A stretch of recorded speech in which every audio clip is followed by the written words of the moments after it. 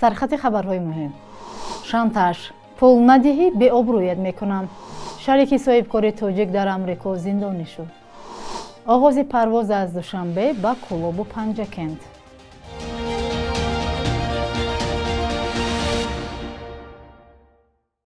روزتان بخیر باشد بیننده های عزیز. شما برنامه نویدی بامدادی را از استودیوی مرکزی شهر دوشنبه تماشا دارید. امروز جمعه 10 ینور. یک مرد 44 ساله از ولایت سوخت که در شبکه اجتماعی اینستاگرام خود را زن معرفی کرده از یک مرد 28 ساله این ناحیه با ارعاب یا شانتاژ 10,000 سومانی پول طلب کرده است دستگیر شده است. از دستگیر شده بهرام سعداللهیف ساکن ناحیه باباجان غفوروف نام برده شده است. مقامات در برنامه اخباری وزارت کارهای داخلی گفتند سعداللهیف با نام زنانه صحیفه گشاده بعدی با مرد 28 ساله آشنا شدن از وی طلب میکند که برای اثبات وفاداری و دوستداریش عکس‌های برهنه‌اش را روان کند. بعدی با دست آوردن عکس‌ها او با راه شانتاژ از همصحبت خود 10,000 سومانی مبلغ طلب کرده است. بنا به این گزارش بهرام سعداللهیف جبر دیده را تهدید کرده است که اگر پول ندهد عکس‌های برهنه‌اش را در اینترنت پهن و عائله‌اش را ویران میکند. جبر دیده آخر ماه نوامبر با کارت بانکی گمانبر 1700 سومانی گذرانده است. بعد مراجعت جبر دیده کارمندان میلیسیای ناحیه اسپیتامن بهرام سعداللهیف را دستگیر کردند. نسبت به او برای طمع‌جویی پرونده جنایی آغاز گردیده است.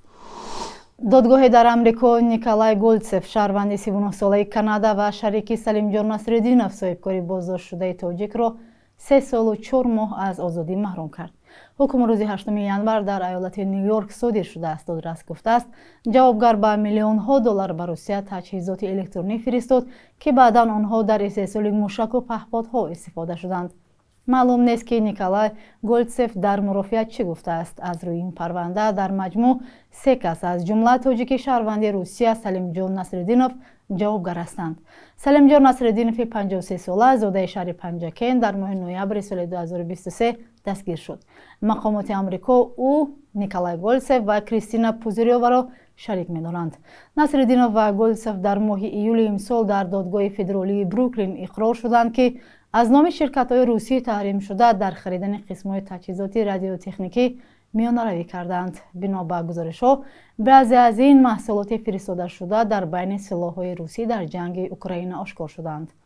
وزارت عدلیه آمریکا پیشتر نوشته بود که به نصرالدینov و گولدسف تا 20 سال زندان تهدید می‌کند. در بیانیه این وزارت که روز 8 ینور نشر شد گفته شده است کریستینا پوزیریووا و همسر نیکولای گولدسف در تابستان سال 2024 با گناه پولشویی 2 سال از آزادی محروم گشت. سلیمجان نصرالدینov باشد منتظر حکم دادگاه است. بینندگان عزیز طور آگاه هستید شرکت هواپیمایی تاجیک ایر از آغاز پروازهایش در خط سیر دوشنبه کولاب و دوشنبه پنجکند خبر داد. قرار است پرواز در خط سیر دوشنبه پنجکند روز 14 ینور و در خط سیر دوشنبه کولاب روز 15 ینور انجام شود. همکاران ما ارشاد سلیمانی و براد یوسفی این موضوع را پیگیری کردند و گزارشی تهیه کرده آنها را یکجا می‌بینیم. شرکت هواپیمایی تاجیک ایر از آغاز پروازهایش در خط سیر دوشنبه کولاب و دوشنبه پنجکند خبر داد. قرار است پرواز در خط سیر دوشنبه پنجکند روز 14 ینور و دوشنبه کولاب روز 15 ینور انجام شود. پروازها را در این دو مسیر هفته 3 مرتبه روزهای سه شنبه، پنجشنبه و یکشنبه انجام خواهند داد. در شرکت تاجیک ایر هرچند در روبروی دوربین صحبت نکردند اما مسئولان این نهاد در صحبت بدون میکروفون گفتند که وقت پرواز از دوشنبه به کولاب ساعت 9 صبح و از آنجا به دوشنبه ساعت 10 صورت خواهد گرفت. به پنجکند باشد پرواز از دوشنبه ساعت 9 و از آنجا ساعت 10:30 انجام می شود. خطسایری پنجکند دوشنبه شاید که همدی 10 بار پرواز کرده بود که 15 سال پیش هم در روزهای آفتابی پرواز کردیم. هرچند جهازی از خود خرید کرده شده است خواب روزهایی می شود که تقریبا میگوید احتیاج به همین خطسایری هوایی وجود دارد. مسافران می توانند چیپته ها را از دفتر این شرکت واقع در کوچه میرزا مستانگلوف دوشنبه همچنین به طور آنلاینی توسط تلفن خزینه‌دار شرکت خریداری کنند. ارزش چیپته از یک سم در خط سیر دوشنبه کولاب 300 سومانی و دوشنبه پنجکند 400 سامانی مقرر شده است. فرض کردیم یگان تعزیه می شود، فوراً با اون تعزیه حاضر شده ممکن است، یا فرض کردیم یگان کاری تجلیلی می شود، فوراً حاضر می شود، لیکن نرخنامش خیلی گران است. فرض کردیم راهگیری دوشنبه کلاب از 70 تا 80 سامانی است. فرض کردیم راهگیری پنجکند از 100 تا 120 سامانی این با تاکسی های خصوصی می روند. فرض کردیم با اتوبوس باشد راهگیری دوشنبه پنجکند 70 سامانی است. همون هم مردم قیمت گفته امکاناتش رفتن ندارند. این 400 سامانی که نرخ یک بلیت برای یک نفر است خیلی گران است. نه همه امکاناتی با این نرخ رفتن دارند. شرکت تاجیکیر از سال 2019 به این طرف پروازها را انجام نمیداد. ماه سپتامبر سال گذشته مسئولین این شرکت از راه اندازی نخستین پرواز در مسیر دوشنبه خارق خبر دادند. حالا با گفته مسئولان شرکت تاجیکیر پروازها در این مسیر با جز از روزهای ابری هفته 3 بار انجام می شوند. پروازها را در این مسیرها یگانه هواپیمای کارشایم ان 28 این شرکت اجرا می کند. 2 هواپیمای این طبقه شرکت منتظر تعمیرند.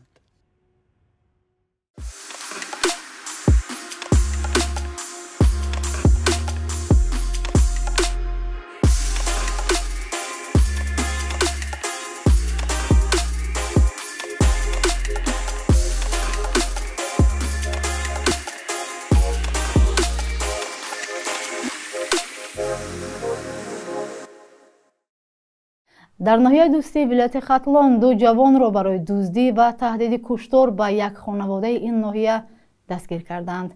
به اطلاع وزارت کارهای داخلی گمانبر شدگان شب 4 و 5 ینور امسال بر رویشان نقاب سیاه پوشیده پول و تلفن را در حجم 18,000 سامانی از خانه نورالله اکرمов یک ساکن ناحیه دوستی دزدیدند. از گمانبر شده ها غنی زاکرجانویچ و خلوزیم سعداللویف نام برده شده است. به اطلاع مقامات خلوزیم سعداللویف قبلا نیز برای جنایت دزدی سود شده است. یکی از گمانبران در نوار ویدیویی چنین اقرار شده است. خانه اکای نورالله با مسئولیت پیشکی در آمده کد رو در گلوی صاحب خانه مونده ترساندیم که مبلغ پولی رو برآورده بمونده و جای پول رو گفت بعد پس آن جای پول رو ما در دیدیم پول رو از همون صندوقچه گرفتیم در یک لطه پیچاندیم همین شبکه در سرمون بود. نسبت به گمانبر شدگان پرونده جنایی آغاز شده است.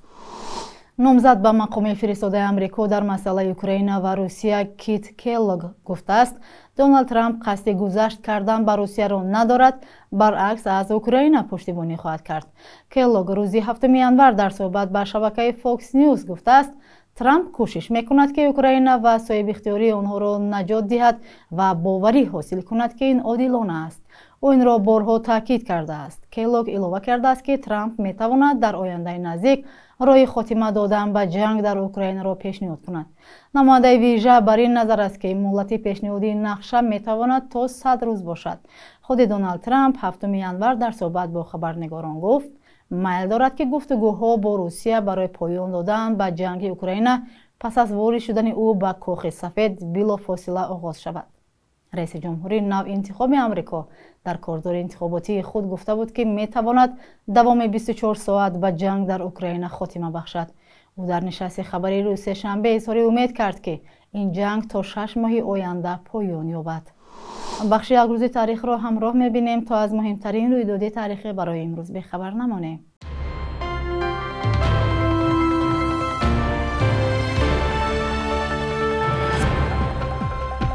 9 و 10 ینور سال 2009 آوازه به اساس زلزله از صدها ساکن تاجیکستان را در سراسر کشور از خانه ها بیرون کشید و این مردم شب را در کوچه روز کردند.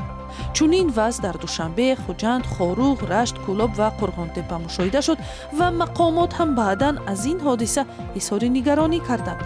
بسیاری ها شبانه با مواد نیاز اولیه و ضروری مثل санаду захираи хӯрок ва либосу курпаҳои гарм дар кӯча истоданд.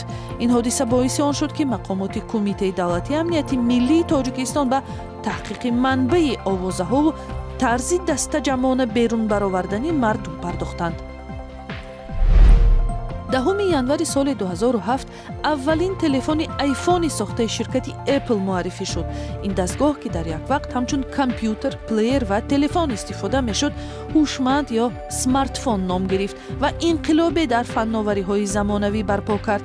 ин телефонҳо ки бо нархи накамтар аз $700 фурӯхта мешаванд, дар Тоҷикистон ҳарчанд истифодаи фаровон надоранд, вале бар асоси барқи ҳисобҳо барои каме беш аз 10% мардум дар Тоҷикистон дастрас ҳастанд.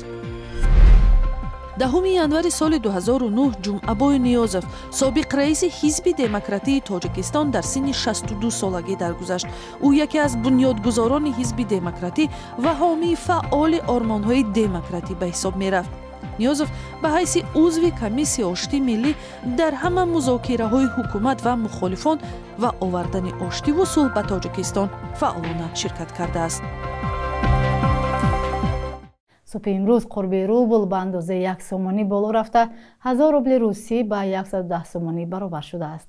дар баробари ин қурби евро поин рафта 100 евро ба 1127 сомонӣ ва 100 доллар ба 1094 сомонӣ муқаррар шудааст.